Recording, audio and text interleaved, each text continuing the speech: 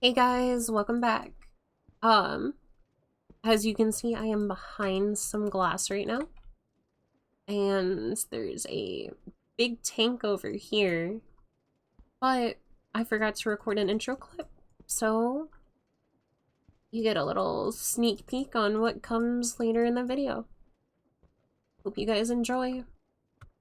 Alright, so I got all of the materials for the house gathered up, and like plenty of stuff.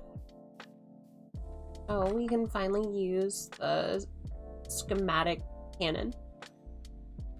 I believe all I need to do is start the time lapse.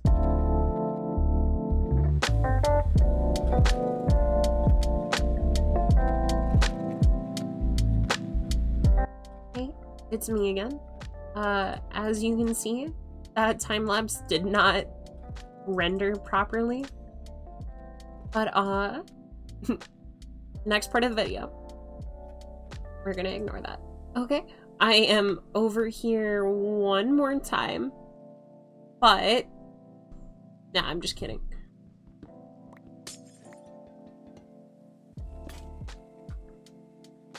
Nah, I just realized I forgot to actually show you guys the house that I worked on. As you can see, the time lapse got messed up, like I stated in the previous clip. But I think it turned out really nice. I'm very happy with the windows, and I am currently in the midst of decorating it. But my style of decorating is very do it as you go versus all at once. So you guys will have to see as we go, because little things should be changing here and there. So let me know if I got you with the fake chamber bit. I thought that was pretty funny.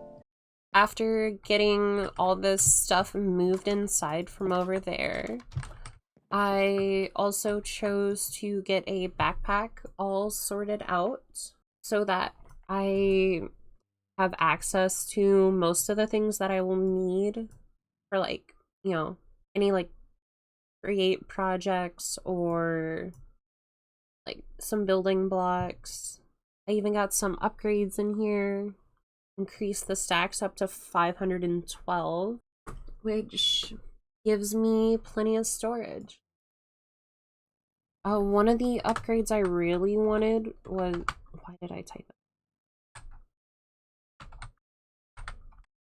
it? Is this feeding upgrade, but I do not know where to get melon right now. Because if I have that, then I can shove a bunch of popcorn in my inventory and it will auto feed it to me. Plus I made it green and white, so I think that looks really cute. I think it looks nice, even when I'm like running around. So I worked on the inside a little bit more, getting like the create basic workstation going, like the deployer, mechanical press, millstone, the mixing station, as well as a blaze burner. And it's all hooked up to this, and I got it going pretty fast. I don't think this is the max speed, but it works really nice. Like if we take some iron,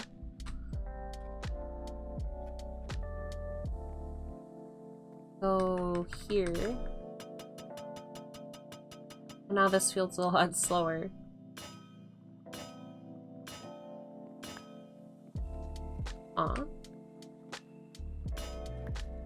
Maybe they were just in the wrong spot? I don't know. Anyways, it's kind of jank right now. Still trying to get used to setting all this up. And then underneath, I just got a bunch of large water wheels to make sure it has like plenty of the stress capacity, as well as some gears working towards speeding it up and then bringing it up, as well as a clutch that I can use to turn it off. And I got some cows and some chickens going. That way we got a bit of a food source.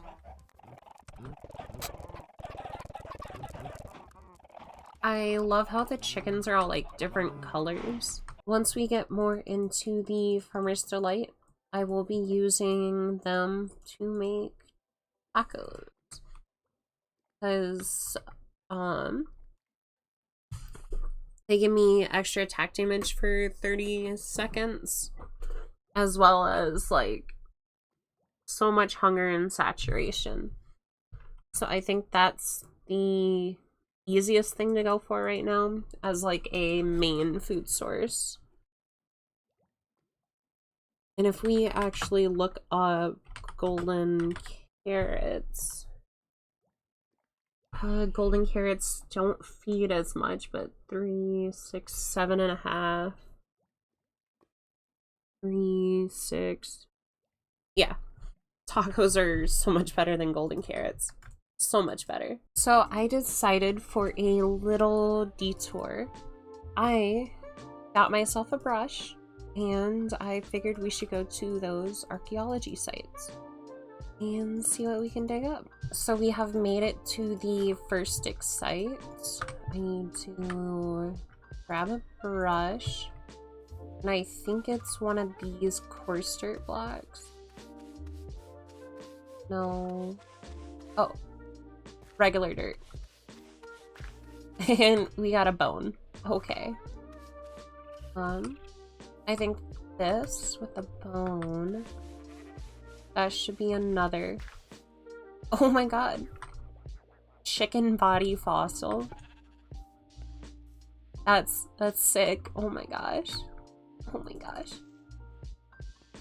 Let's see what else we get. Some bone meal. That's okay. Some more bone meal.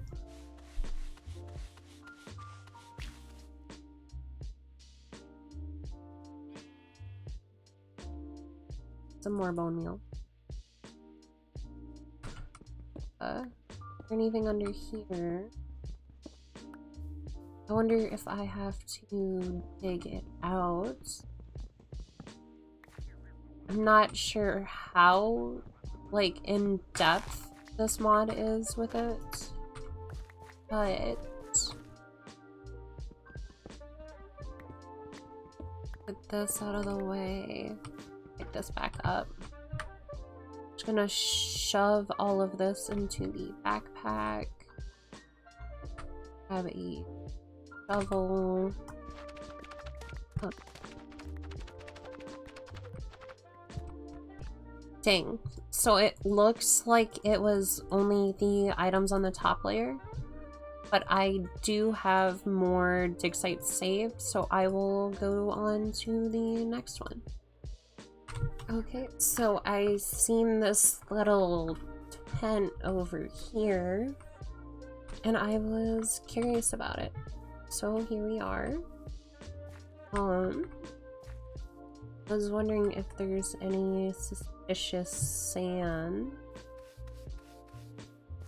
Oh, there is right there, though.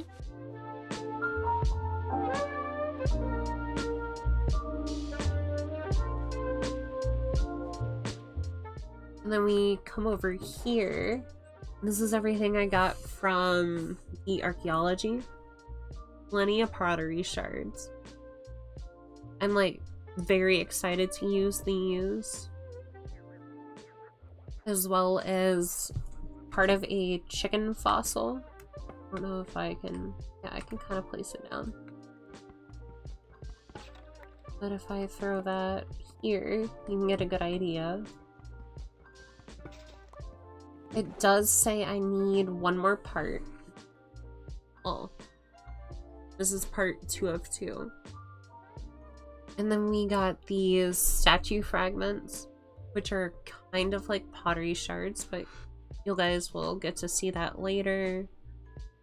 As well as some like artifact items, so like quiver and the weathered trident.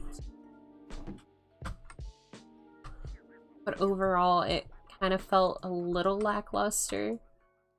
I'm sure we can find more in the future though. So, I mean, I know there's a bunch of skeletons we can find. So we got that to look forward to. So it seems I have lost an entire clip about, like, building this bridge.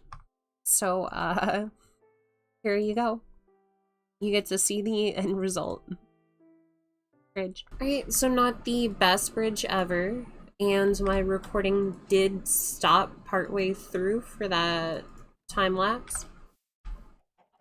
But I don't think it's too bad. I mean, got a little arch going, plenty of light. I will definitely be looking for ways to improve it. Kind of hard to see with the sun. There we go. Ugh, Enderman. Freaking dirt blocks everywhere. Oh my god. But, yeah. I think it looks okay.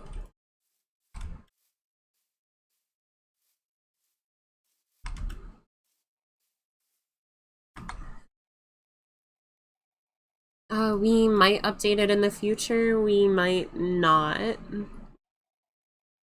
Kind of depends on what we work on later. Because if we do introduce trains and all that, I need to figure out how I'm going to route that in between all these islands. Lots of jumping around this video. Please bear with me. So right now we are actually in the middle of digging the hole needed for the mine shaft. I'm gonna set up like a mine shaft elevator. But this is pretty cool because we are using this sticky mechanical piston with this big pole, and it is going to push these drills down and slowly break through. There probably is a way to speed it up, but I'm just gonna use video editing for that. So we got the elevator finished. The recording it going down was kind of boring, so I kind of skipped ahead. This is not the final look because I honestly have no idea what I want it to look like. But let's try it out real quick. Like, this thing is pretty fast. And like get a good angle. Please. And it goes down. Like it should. Good. And then there's just not much down here. And then we can go on up.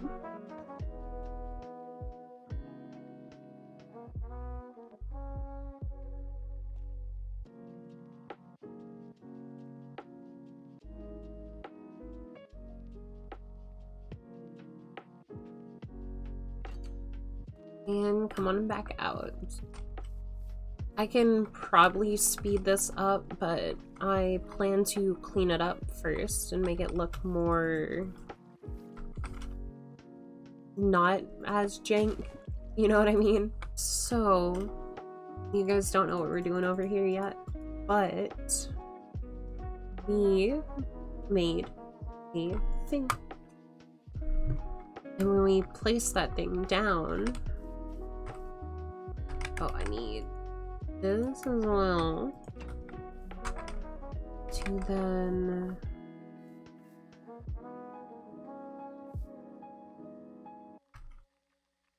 Oops. Rotate, break. Nice. Okay, okay. Then lock rotation. Then I think if we... Okay. So no redstone. And yeah. What am I doing? So I got this 18 long with a bunch of drills with one of these sticky pistons that I use to drill the hole at the mining shaft hole for the elevator. But we need to hook up some power and push it through. So for the next part, I need to plan out how deep I want this basement to be so that I can start laying out the foundation for the infinite lava source. I'm thinking maybe like 8-9 blocks deep, and then having like the lava pool, and then having like a way to go around it. So I might have put the contraption away a bit too soon. Oops. We'll see. I'll be back. So it is almost done here. As you can see, there is so much lava. But the hose bit that I had, the hose pulley, only fills it up to the 10,000 mark. So I am currently going through and just finishing off this layer to make it look clean.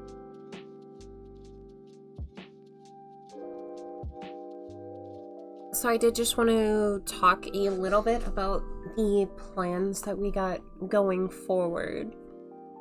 I do plan to fully fill this basin that I got going with lava, as well as like completely isolating this so it's like its own separate island, because I feel like that'd be pretty cool, you know, like some sort of like Alcatraz vibes, but obviously not that isolated.